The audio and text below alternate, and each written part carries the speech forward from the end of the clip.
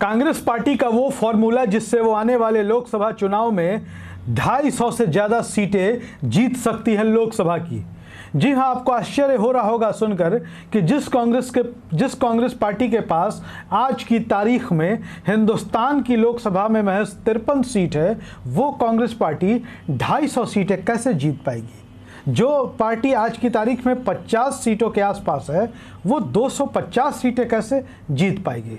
दरअसल कांग्रेस पार्टी के हाथ फॉर्मूला लग गया है और वो फॉर्मूला ऐसा है जो कांग्रेस पार्टी को नीचे से ऊपर की ओर पहुंचा सकता है। कांग्रेस पार्टी ने इसका प्रयोग किया कर्नाटक में, कांग्रेस पार्टी ने इसी फॉर्मूले का प्रयोग किया हिमाचल प्रदेश में और कांग्रेस पार्टी को सफलता हाथ लगी, कामयाबी मिली कांग्रेस पार्टी को और दो राज्यों में आज उनकी हुकूमत बनी, दो राज्यों में उनकी सरकार बनी। वो कौन सा फॉर्मूला है हम आपको बता देते हैं।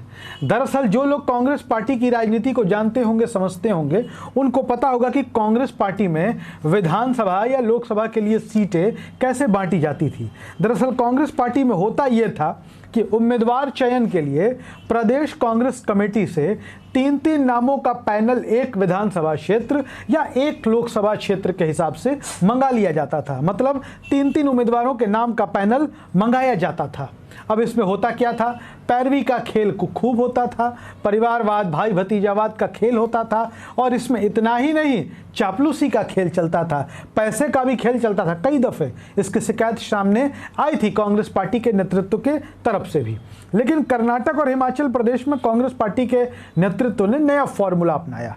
अब नया फॉर्मूला क्या था हम आपको बता देते हैं। दरअसल जो पुराना फॉर्मूला था प्रदेश कांग्रेस कमेटी से नामों का पैनल मंगा लेने का, उसमें होता यह था कि उम्मीदवार 3 आते थे, 3 में से किसी एक को टिकट तो मिल जाता था, लेकिन होता क्या था कि जो ज़मीनी हकीकत थी उसका अंदाजा नेतृत्व को नहीं होता था। कौन सा उम्मीदवार मजबूत है ज़मीन पर उसका अंदाजा तो छोड़िए, उनका नाम पैनल में भी नहीं जा पाता था, क्योंकि बहुत सारे उम्मीदवार ऐसे थे जो पार्टी की जो आंतरिक राजनीति थी उसको समझ नहीं पाते थे, जो पार्टी का अंदरूनी खेल चलता था उसको समझ नहीं पाते थे और क्या सिस्टम है, सिस्टम से भी वो अनजान रहते थे। और ऐसे में बढ़िया काम करने के बावजूद, लोकप्रिय होने के बावजूद, लोगों के बीच होने के बावजूद उनको टिकट मिलना तो दूर, वैसे उम्मीदवार का नाम पैनल में भी नहीं जा पाता था। लेकिन कर्नाटक में कांग्रेस ने क्या किया, कई सर्वे एजेंसियों को हायर किया, कई सर्वे एजेंसियों को विधानसभा के लेवल से उतार दिया गया मैदान में कि आप जाएं, लोगों से पूछें, शहरी इलाकों में भी पूछें, ग्रामीण इलाकों में भी पूछें, अर्ध शहरी इलाकों में भी पूछें और समाज के हर जाति के लोगों से बात करें। यहाँ तक कि विपक्ष के जो कार्यकर्ता हैं, जो विपक्षी दल के समर्थक हैं, आप उनसे भी चर्चा करें और पूछें कि कांग्रेस पार्टी का कौन सा बेहतर उम्मीदवार यहाँ हो सकता है। तरह तरह के जवाब लोगों के बीच से आए, लोगों ने खूब सारे जवाब दिए। अब इसका फायदा क्या हुआ कि जो कांग्रेस का नेता या कार्यकर्ता जनता के बीच एक्टिव था, जनता के बीच लोकप्रिय था, उन्हीं का नाम जो है इस पैनल में पहुंचता है सर्वे के माध्यम से।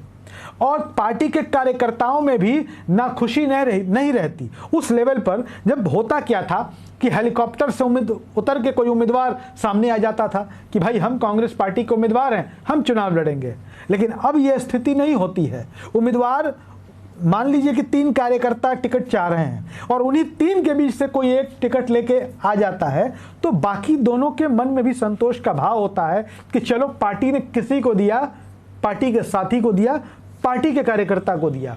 और पहले जो हेलीकॉप्टर से उम्मीदवार उतरते थे उनका पार्टी से दूर दूर तक कोई लेना देना नहीं होता था। कांग्रेस पार्टी यूं ही कमजोर नहीं हुई थी। कांग्रेस की जड़ों में मट्ठा डालने का काम कांग्रेस के ही कई नेताओं ने किया था। कई तरह के खेल होते थे टिकट वितरण में।